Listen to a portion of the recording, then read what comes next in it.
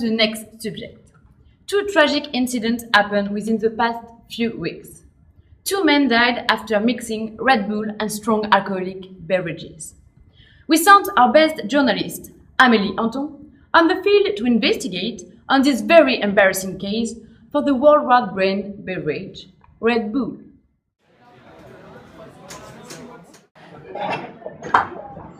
Good evening, everyone. How to solve those dramas is a question regulatory authorities are asking after the death of two young people. They are not the first one to die after they mixed Red Bull with whiskey. Only this month, one young man died in Melbourne, Australia, and one girl died in London. How to stop those dramas? Meanwhile, no comment have been made by Red Bull headquarters about those deaths, a behavior that is not appreciated by the public opinion. More and more voices are raising against the commercialization of this beverage. So we have decided to interview two people very aware of the subject, two presidents of young associations. Good evening, Sacha. Good evening, Morgan. Good evening. Good evening. So, in your opinion, how to regulate the consumption of alcohol in London bars and nightclubs? Well, I think that the law should strictly limit the consumption of alcoholic beverages. We can't let people die like that anymore. One of the major measures that has to be taken is to stop the sales of Red Bull. Oh, you are completely overreacting. If you limit the sales of Red Bull, people are going to buy it on the black market anyway. Consumers have to understand the dangers and act in a responsible way. You should just sensibilize the young consumers to the dangers of alcohol, and more particularly of Red Bull mixed with strong alcoholic beverages. That would be achieved by awareness campaigns, for instance. These campaigns already exist. However, young people are still dying.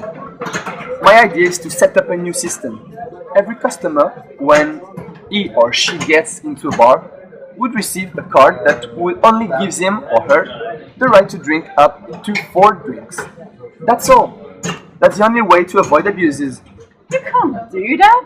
It requires time to get into people's mind in order to regulate the consumption of alcohol. For young people, regulatory authorities have to think cleverly.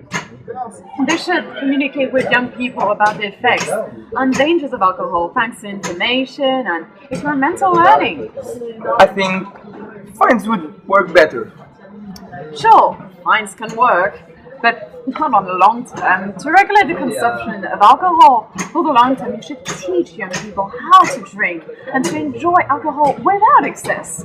For instance, the free Red Bull samples distributed in popular venues in some cities should be really limited or come with information and leaflet about the dangers of alcohol. Oh, yeah, I think the problem is that energy drink can be bought easily by college students. Also, the aggressive marketing campaign increased the risk of abuse and overdose. Everyone has to work hand in hand to solve this problem.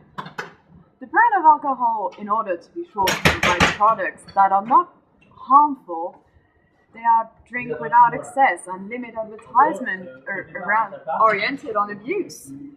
The regulatory authorities, they should supervise the work of bartenders and create awareness campaigns.